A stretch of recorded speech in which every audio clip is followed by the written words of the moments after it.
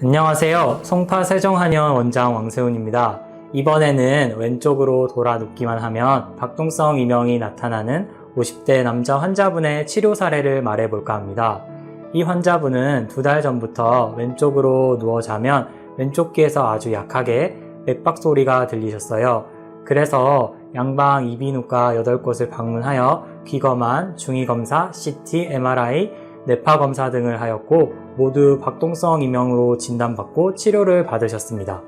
처음에는 양약 복용 3일 만에 호전이 되어서 한 달간 괜찮았지만 다시 재발하고 그 이후에는 치료 효과가 없어 저희 한의원으로 내원하셨습니다. 이 환자분은 특징이 있으셨는데 15년 전부터 음주를 과도하게 하거나 꿈을 많이 꾼 날이면 왼쪽 귀에서 박동성 이명이 나타났습니다. 그때와 현재가 다른 점이 있다면 15년 전에는 박동성 이명이 일시적이지만 지금은 남아있는 느낌이 있다고 하셨어요. 그리고 박동성 이명이 나타날 때쯤에 스트레스를 많이 받으셔서 20일 정도 불면증에 시달리셨고 박동성 이명이 특히 아침에 뚜렷하게 나타나는 특징이 있으셨습니다. 또 이명이 발생할 때 왼쪽 측면 머리를 압박하면 이명 소리가 감소되는 특징이 있었습니다. 그리고 예전에 비염 수술과 축농증 수술을 받으신 적이 있으셨어요.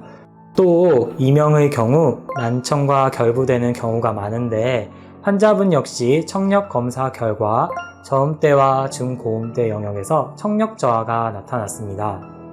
이것을 종합해 볼 때 이분은 특히 코와 목 주변 근육에 문제가 있으셨어요.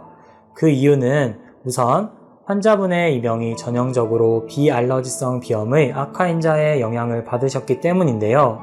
비알러지성 비염의 경우 주로 비특이적 자극인 술, 감정, 기온이나 기압의 변화, 냄새, 연기, 자극적인 음식 등의 영향을 많이 받는 특징이 있습니다. 따라서 비록 비염 수술과 축농증 수술을 받으셨지만 여전히 코에 문제가 있으셨습니다. 또한 박동성 이명은 두개강 내 혹은 두경부의 혈관이나 그와 관계된 구조물에서 발생하는 이명으로 정의됩니다. 박동성 이명에는 크게 동맥성 이명과 정맥성 이명 두 가지로 구분이 되는데요. 그것을 구별하는 방법은 다음과 같습니다.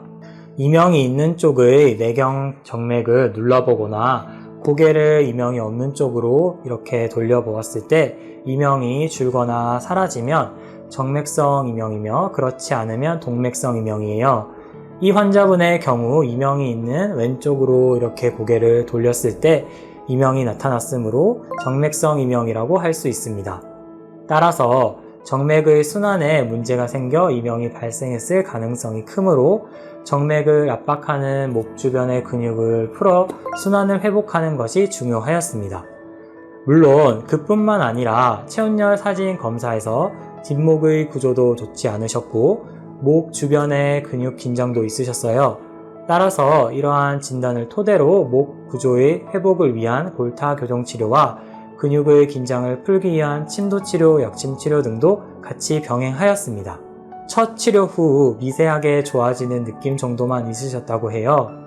그리고 두 번째 치료에서 침도 치료와 약침 치료를 받으신 후 아침에 뚜렷했던 박동성 이명이 많이 호전되셨어요.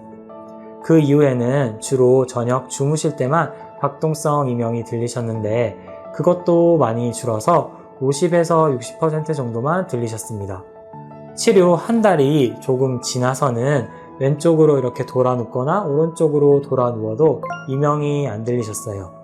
그리고 새벽이나 낮, 저녁, 오후에도 이명이 못 느끼셨고 주로 잠잘 때만 이명이 들리시는데 그 이명의 크기도 30에서 40% 정도만 들리신다고 하셨어요. 또한 청력 검사 결과에서도 저음대 영역과 중간인막대에서 청력 상승이 나타났습니다. 치료 3개월이 지난 후에 이명이 없어져 치료를 종료하였습니다. 지금까지 왼쪽으로 돌아 눕기만 하면 박동성 이명이 들리는 환자의 치료 사례를 말씀드렸는데요.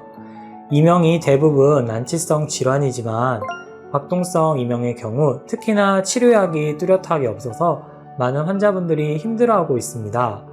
박동성 이명이 난치성 질환이긴 하지만 한방치료로도 충분히 호전될 수 있으니 고민하지 마시고 송파 세종한의원으로 오셔서 상담을 받아보시길 추천드립니다. 시청해주셔서 감사합니다.